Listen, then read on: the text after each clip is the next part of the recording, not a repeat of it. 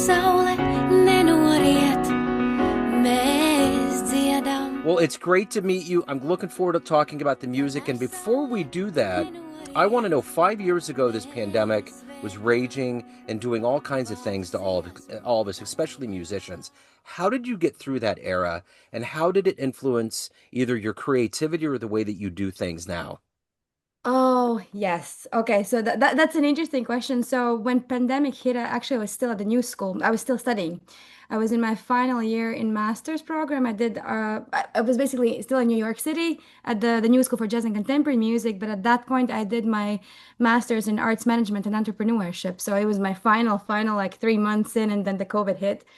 And like we had like all these plans like for like with the school putting like a show together, and like then and so eventually we'd have to like cancel that.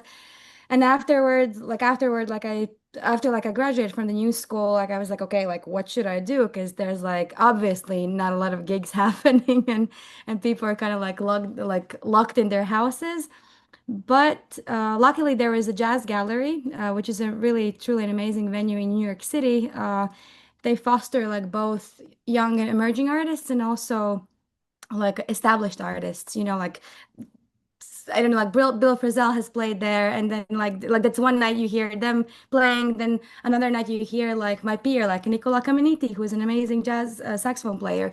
So like Rio Sakawari, who's the artistic director of the Jazz Gallery, she started to put out these lockdown series, meaning like four musicians would create their own little like 15-minute shows and then present them on Zoom, and then like people would be coming in and just like audience would be hearing like the stuff that these musicians worked on. And honestly, this was something that kind of carried me through like the early pandemic like stages, which is like I think it would say like maybe like 1 year and a half, for like 1 year and a half, like it was like running like these series, and then like slowly we started to come back to live. And in a way, I could say that this time for me, it allowed to like reflect and kind of like be a little bit, after, especially like after graduating from the new school and kind of like figuring out, okay, like what are the next steps? What are the next things that I'm doing? So in a sense, it just gave me a little bit of a time to be like, okay, these are the things that I know how to do. This is what I don't know how to do. And for me, definitely the internet presence, all that stuff wasn't like figured out. And also like I mean like I was doing like some video stuff, but I think like I took that time as a learning time to like get better on Final Cut Pro, like get better Yeah. on the Logic Pro. So I think like I used that time again to like learn stuff Yeah. about things. And musically, a lot of things actually were still going on. I think after 2020, like during 2021, I received also from the Jazz Gallery a big commission that basically for a year I was an artist in residence at the Jazz Gallery, and basically for a year I was composing my like my large ensemble project for like 10 people. It was like harp, alto saxophone, flute, viola, violin, then like the jazz quintet, like bass, drums, piano, voice, and guitar. And so like I was for the whole year I was spending time on like working on this music, and then in 2021 late November I did my commission like a showcase with this program. So I think like for me musically things kept on going, and I was always just for me I think like the thing that helped me was that I always wanted to like challenge myself and like push myself like forward. Okay, I have this time where there's like no a lot not a lot of the gigs are happening, but what can I do to grow and learn and basically become a better version of myself as a human being and also as a musician. So that's that's like in maybe like in short or long. That Yeah, was no. but it Yeah, was no, full that's blown. great. That's great. So the brand new album you have out there, it's original arrangements of Latvian folk songs. There's other originals. Talk to me about kind of the vision and how good it feels to have this album. Wow. So yes, about the Garland of Songs, it's been a long process. I came to United States 10 years ago because of the new school, because of studying here. I got the full scholarship to be able to attend like these studies. And during that time, I was doing like a lot of Latvian performances for the Latvian communities. And so like my way kind of like off what I was able to offer and what I wanted to bring to the table was like something of my own, like kind of bring my two passions together, jazz music and then also like Latvian folkloric music. And so I basically started to like arrange these folk songs in the way how I felt them because I knew them since I was a kid. I grew up with most of these folk songs, and especially the ones that actually you're going to be hearing on the record. They're all like meaningful to me because they've shaped me as a human being and an artist that I am today. But basically, like yeah, this project kind of like started 10 years ago. And then in the last maybe 2, 3 years, and also if people like constantly like a little bit bugging me like, hey, like are you planning to like release something with this music? You should do something with it. And I was a little bit like intimidated. I was like, I don't know, like if I want to do it because I don't feel like it's like completely like finished. But then there was a point where I was like, maybe this is the time to do it. And I think partially what happened was, I think also the global things that we're currently like experiencing, like with the wars and just like the way I think like how the society in a way like is divided. And I felt it's kind of important to not lose your identity and where are we coming from, and especially like in this time when we see like all these like things going, like how people are like fighting like no this is right, no this is wrong, or Yeah. and for me it just felt like maybe this is a time to actually like really do this album and like put it out, and also like do it in a way where I can bridge these multiple different cultures that I have been a part of, meaning like I've sang Ganawa music, with my friend and close collaborator Samir Langus. I've played with with Geng Chakai, who's an amazing synth and moog player, piano player from Thailand. We've been like doing a lot of like this stuff together, and I just wanted to like create a space where these different things can come together and create create a conversation in music. And also, and I think in a way something that I was like reflecting a couple of days ago about this whole concept was, for me it was important and allowed me to understand that music is like a universal language, and no matter like where are you born and where you're coming from, we all come together, we communicate, and we make things happen. And I think something maybe that's something that we can learn from music in life, especially now. Yeah.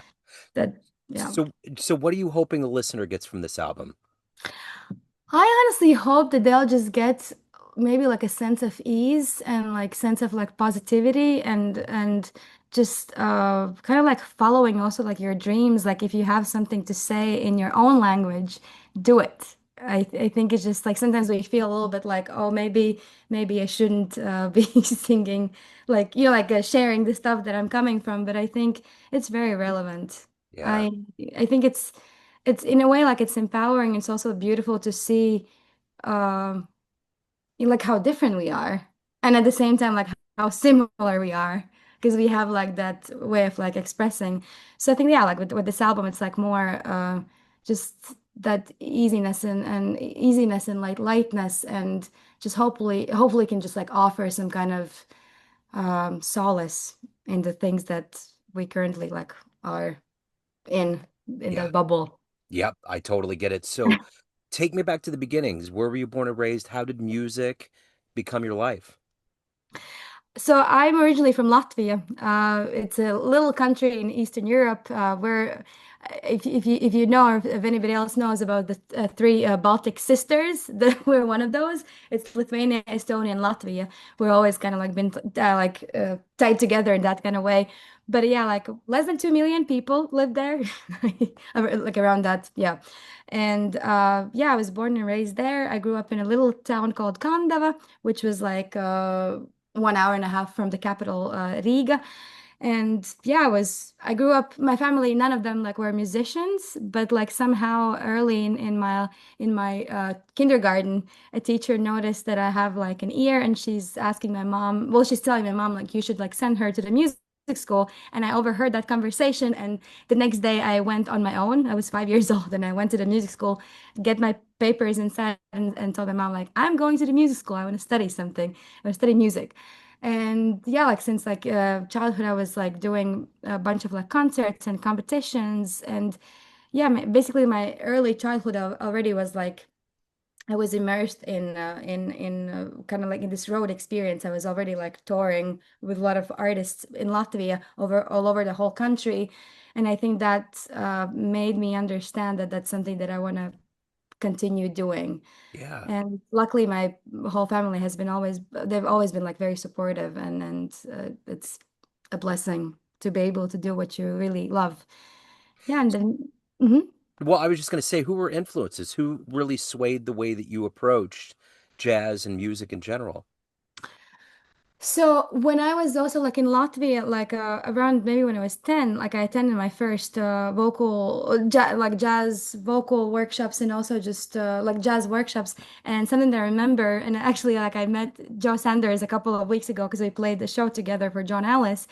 And so one of the first performances that I heard was and workshops was Gerald Clayton, Joe Sanders, and Justin Brown. They came for a workshop in Latvia, and so I remember like this. Yeah, this whole workshop and like their performance influencing me, like, oh, I want to study this music. Oh, I want to learn something new, something I don't know, because I love the harmonies. I love this. So they were kind of like the first like people who kind of like showed me like, oh, this is jazz. This is how what you do. And then of course like I listened to a lot of like recordings of Ella Fitzgerald, Sarah Vaughan, Billie Holiday. I mean, it's like the iconic three ladies. And then from instrumental music, Chet Baker, John Coltrane,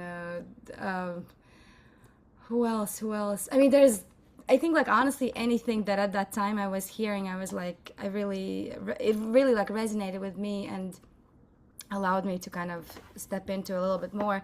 And then also, honestly, like my teachers back in Latvia, because everybody was really like a jazz enthusiasts, and they really just allowed us to explore these different avenues in music and kind of like find something that you like and you want to continue doing forward.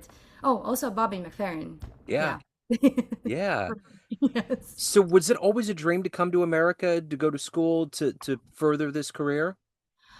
It was, my mom was telling me that like apparently when I was already like 5, I was talking about it in New York, even though I hadn't like seen anything about it, only like pictures.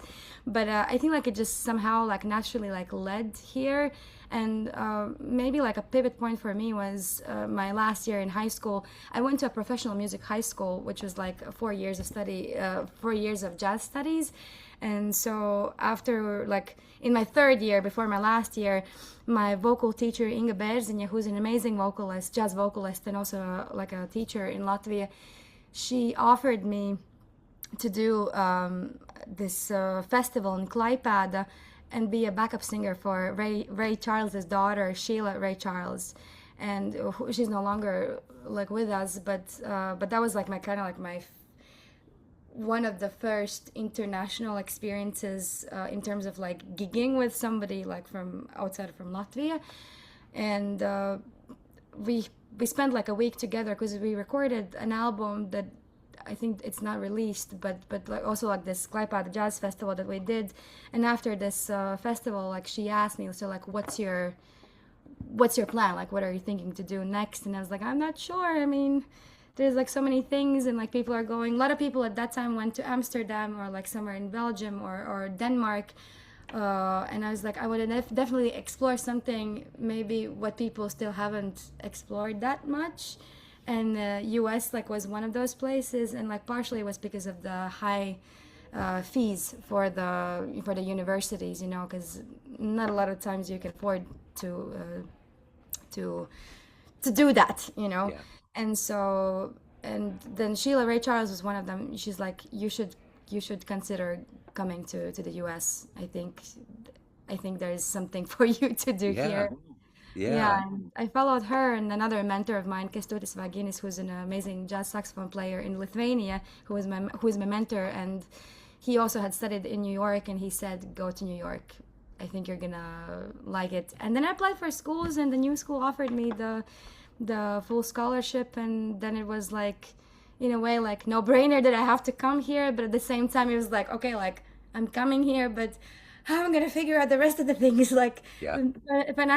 financial side and everything else. But it's, you know, like it's been a beautiful journey, and everything that has happened in my life and all these like people that I've met, and the amount of music that I've done, it's, you know, I truly feel that I'm a like a very blessed person Yeah. with all of that. So making this long journey over to America, following your dream, you're in New York City, the capital of jazz on the planet. What was the first stage that you got on in New York where you're like, wow, I can't believe this is happening? It was almost a pinch me moment. I think there were two.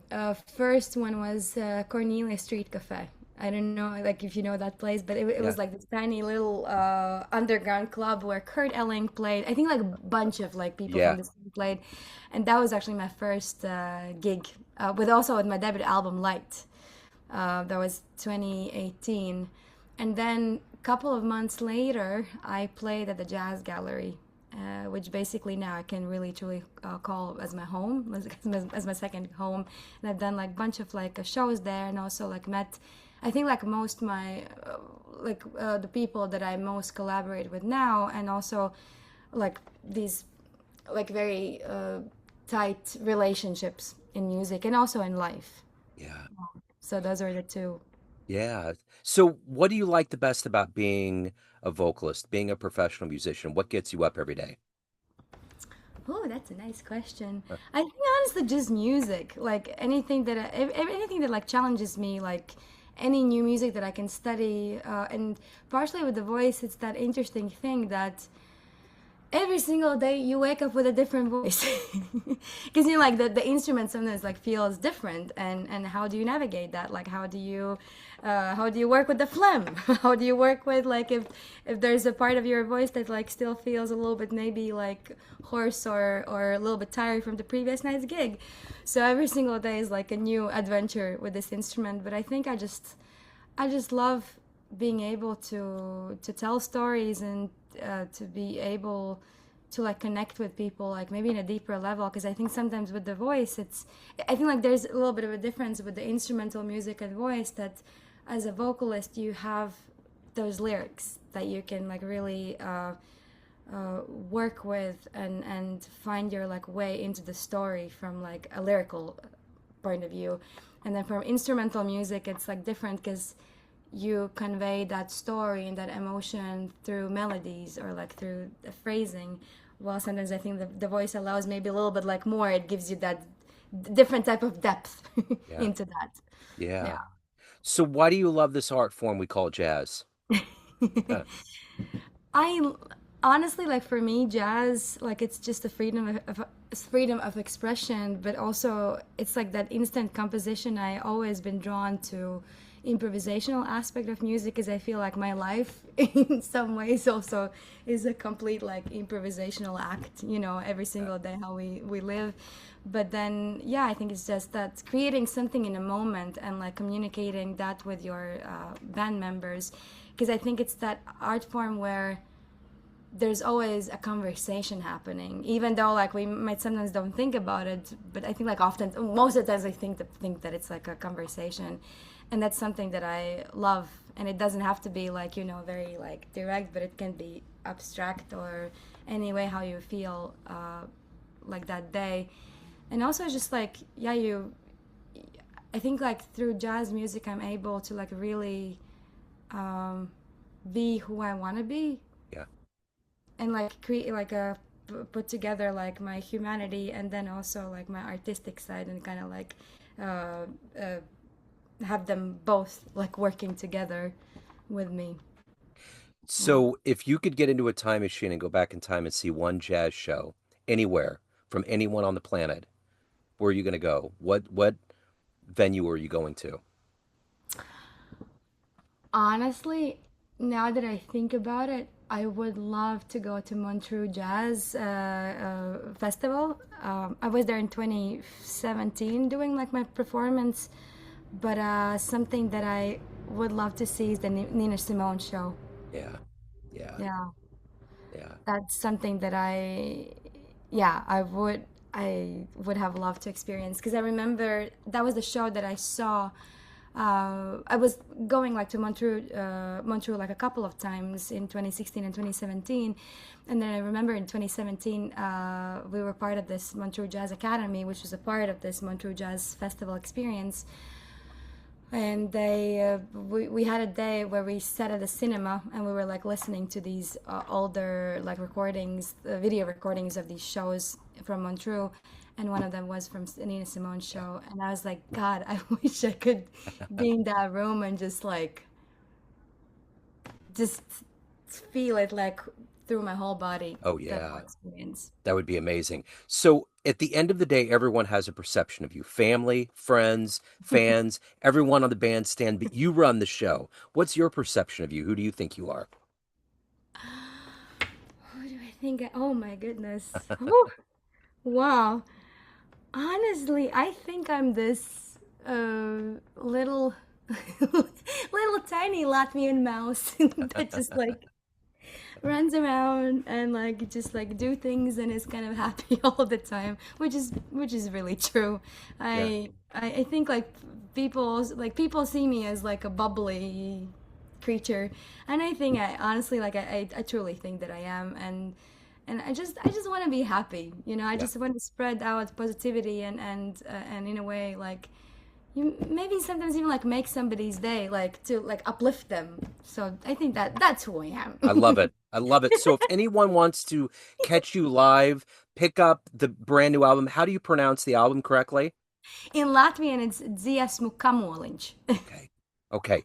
So if anybody wants to get the album, they want to see you live, any of your previous work, any of the good business, where do they go? So they can actually go to my website and like check. I try to like maintain it well, so like I stay connected with people. Actually, like now this month, it's been a little bit like maybe like a slower because I wanted to take like more time with the album to just like really work on the promotion and Yeah. all these other little things. But there is a performance. I'm like thinking like what am I doing next in my life? There is a performance on the 1st of November. It's going to be together with another beautiful flutist, Kana Miyamoto. She's from Japan originally, but she also lives in New York. And she is doing these series online where basically it's like a 1 hour long concert and like a Q&A with her, where we're bringing together our like folkloric music and exploring how we can merge them. So we're gonna do a performance. You can actually check it on my website. I have it, but I know it's gonna be a live streamed one, so anybody can tune in to that. But I think like she's also doing a couple of people can come in to see it like in live, to be in the room together with us. And then like I think like November has like some of the things also like more going on. I'm doing a release show for another friend of mine, Hamish Smith, who's releasing his album on the 24th of October. But we're doing a show in New York City at Drum, and it's a truly beautiful record that I also like. I think people like should check out. Okay. So, but yeah, but like basically like my website will be the main place where you can get more information. Okay. And I will put that in the show notes. So wonderful to connect. Thank you so much for your music. Thank you for your story, and best of luck with everything. I appreciate it. Thank you. You Thank bet. you.